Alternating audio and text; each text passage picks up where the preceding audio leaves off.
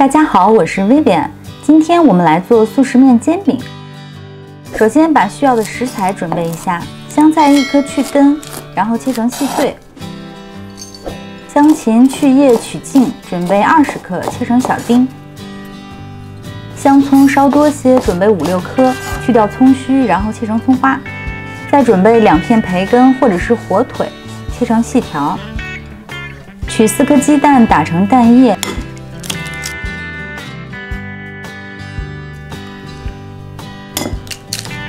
然后淋入5毫升的生抽，3克的白胡椒粉，打散之后加入1半的葱花，再次搅拌均匀就可以了。下面准备煎饼涂抹的酱汁，我今天选用的是干拌面，把料包剪开，挤出酱汁之后，再加入2勺甜辣酱，增加口感。充分搅拌之后放在一旁备用。水沸后下入面饼，煮约2分钟左右即可捞出。 切记不要煮得太软烂，否则煎饼不易成型。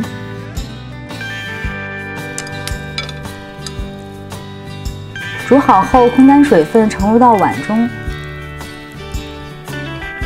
然后淋上5毫升的橄榄油，防止粘连。培根条倒入平底锅中，无油煎至焦香，然后盛出备用。直接在锅中淋入适量的橄榄油。 转动锅子，使油脂沾满锅底，然后下入面条，用筷子打散，然后平铺满锅底，均匀地淋上葱花蛋液。转动锅子，使蛋液填满空隙，这样才能够达到外焦里嫩的口感哦。用中火煎至蛋液成型，焦黄之后，就可以准备翻面了。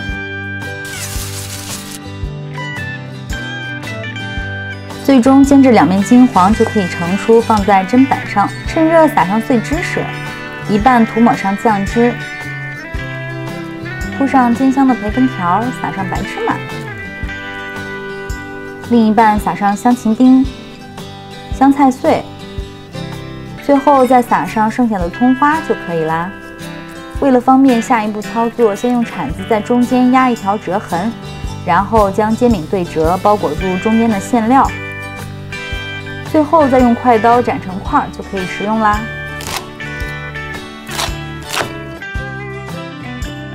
外焦里嫩的速食面煎饼就制作完成啦，赶紧趁热尝尝吧。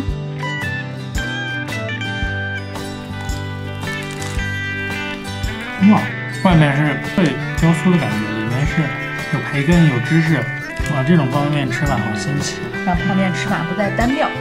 用爱烹饪，用心品味，我是薇薇安。 喜欢我的视频就订阅我吧，以后每周都会送上美味的料理哦。谢谢支持，下回见喽。